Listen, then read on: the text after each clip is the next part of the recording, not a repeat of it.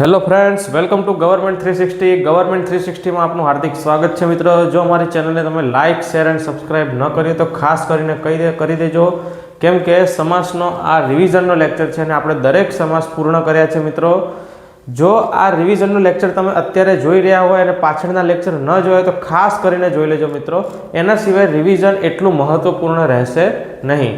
અને જો પહેલાં તમે ગમે ત્યાં સમાસ ભણેલા છો તો તમને આ રિવિઝન 100% તમને ફાયદો કરાવશે. જે આવનારી ટેટ ટાટની એક્ઝામ છે તેમાં ખૂબ જ ફાયદાકારક છે. તો તમારા ટેટ ટાટના મિત્રોને શેર કરી દેજો, જેથી એમને પણ ફાયદો મળી જાય. તો ચલો સમાસનું પુનરાવર્તન કરી દઈએ ફટાફટ. સમાસ એટલે શું કહેવાય? સમ વત્તા આસ, એટલે કે સાથે બેસવું. સમાસનો અર્થ શું થાય છે મિત્રો? સાથે બેસવું. એટલે કે સમાસનો અર્થ સંસ્કૃતમાં પણ એને સંક્ષેપ્ત કહેવાય છે. સંક્ષેપ્ત એટલે કે ટૂંકમાં મિત્રો. સંક્ષેપ્ત એટલે શું થાય? ટૂંકમાં. પદ કેટલા હોય છે સમાસમાં? જો આપણે સમાસ ભણવા હોય તો સમાસમાં પદ કેટલા હોય મિત્રો? સમાસમાં પદ 3 હોય છે. પૂર્વ પદ હોય, મધ્ય પદ હોય અને ઉત્તર પદ હોય. પૂર્વ પદ કોને કહેવાય? તો આગળનું પદ હોય એને પૂર્વ પદ કહેવાય છે. વચ્ચેના પદને મધ્ય પદ કહે છે અને અંતિમ પદ હોય એને અંતિમ પદ એટલે કે ઉત્તર પદ કહેવામાં આવે છે. આ દરેક વસ્તુ શબ્દને લાગુ પડે છે. જેમ કે રામ, લક્ષ્મણ અને સીતા. રામ, લક્ષ્મણ, સીતા. પૂર્વ પદ, મધ્ય પદ ને અંતિમ પદ. ખ્યાલ આવે મિત્રો?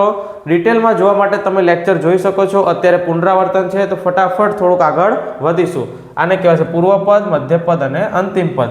સમાસના મિત્રો પ્રકાર કેટલા પડે છે? સમાસને આપણે 3 પ્રકાર પડે છે. સર્વપદ પ્રધાન સમાસ, એક પદ પ્રધાન સમાસ ને અન્ય પદ પ્રધાન સમાસ. કેટલા પ્રકાર પડે છે? સર્વપદ પ્રધાન સમાસ, એક પદ પ્રધાન સમાસ ને અન્ય પદ પ્રધાન સમાસ. સર્વપદ પ્રધાન સમાસ એટલે કે દરેક પદનું સમાન એમાં હોય મહત્વ, તો એને કહેવાય સર્વપદ પ્રધાન સમાસ.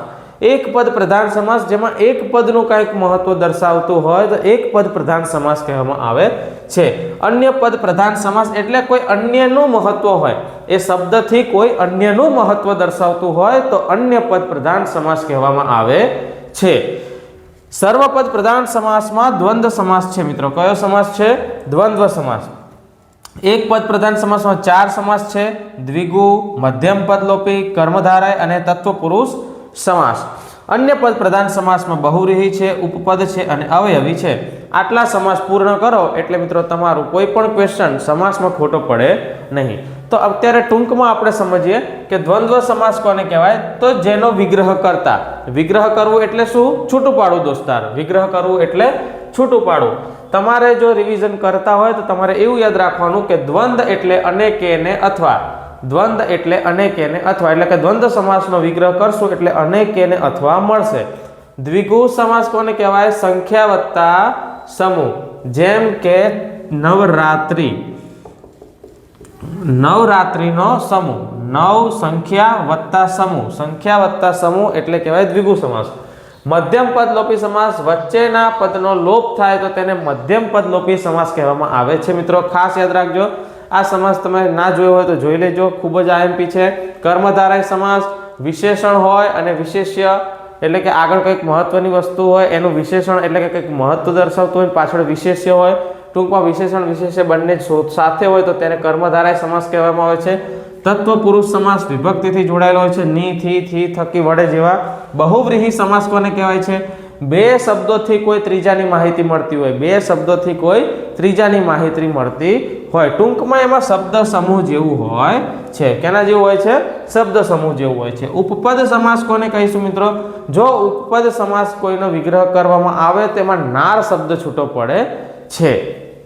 એટલે કે વિગ્રહ કરતા જો નાર શબ્દ મળતો હોય તો તેને ઉપપદ સમાસ કહેવામાં આવે છે. અવયવી ભાવ સમાસ, પ્રતિ, હર, દર, યથા.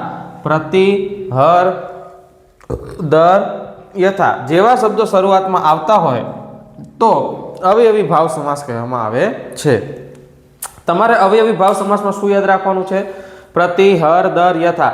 તમે શબ્દમાં પ્રતિ, હર, દર, યથા એવું કંઈક દેખાય તો આંખો બંધ કરીને અવયવી ભાવ સમાસ લખી દેવાનો છે.